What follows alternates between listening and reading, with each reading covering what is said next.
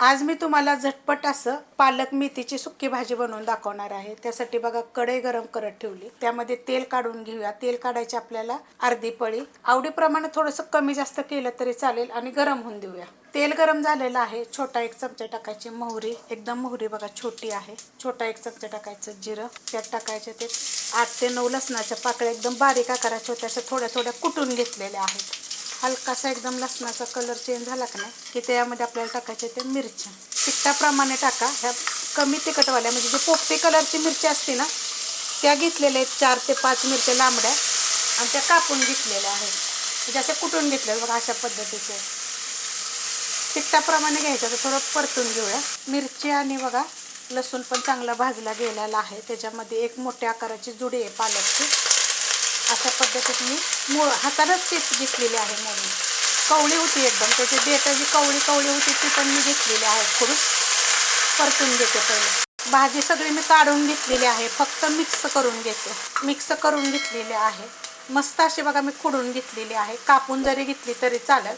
भाजी स्वच्छ धुवायची, नितळायची, मग कापायची। मी काय केलेलं, स्वच्छ धुवून नितळून अशी मोठी मोठी तोडून घेतलेली, एकदम कवळी, तुम्हाला दिसत असेल कवळी देठ आहे। मेथीची भाजी बघा अशा पद्धतीत निवडलेली आहे, स्वच्छ धुवून पाणी नितळून घेतलेलं आहे। सगळी काढून घेते, मेथी पण काढून घेतलेली आहे। मेथीची पण कवळी देठ दिसत असेल तेवढी घेतलेली असतं। मिक्स करून घेते मस्त असं बघा, मिक्स करून घेतलेले आहे। थोडीशी परतून चांगली घेतलेली, असं पाणी सुटतं। ह्याच्यामध्ये चवीप्रमाणे मीठ टाकायचं। गॅस आहे आता फास्ट, मिडियम गॅसवर केलं होतं, परत मी फास्ट गॅसवर केलेलं आहे। 1-2 मिनटं मी थोड्या वेळानं असं हलवून घेणार आहे। मीठ टाकल्यानंतर मी 2 मिनटं फक्त परतून घेतलेलं आहे थोड्या वेळाने। एवढं पाणी सुटतं, पहिलेच भाजी टाकल्या पाणी सुटतं, मीठ टाकल्यानंतर पण एवढं पाणी सुटतं। आता ह्याच्यामध्ये तुम्ही मुगाची डाळ, मसूरची डाळ टाकू शकता। सगळं जण 10-10 मिनटं 15-15 मिनटं भिजत घालायचं। स्वच्छ धुवून भिजत घाला, पूर्ण नितळून पाणी मग जरी टाकलं तरी चालेल। आणि काहीच नाही टाकलं, डायरेक्ट आता हे केली अशीच भाजी, फक्त पाणी आटवून घ्यायचं थोड्या वेळानं।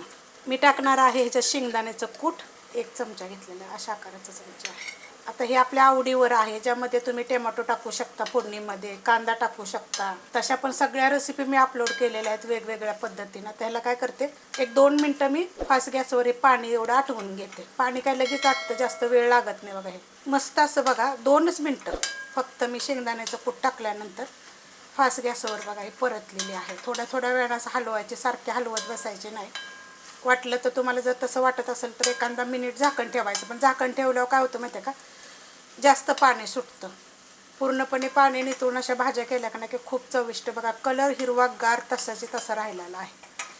आणि ही भाजी छान लागते बरं का, म्हणजे पालक मेथीची भाजी खूप छान लागते। नुसत्या पालकच्या भाजीच्या तर खूप वेगवेगळ्या पद्धतीनं रेसिपी केलेल्या आहेत, पण तुम्ही एकदा अशी झटपट करून बघा। रेसिपी आवडली तर लाईक करा, सबस्क्राईब करा, कमेंट करा आणि शेअर बी करा।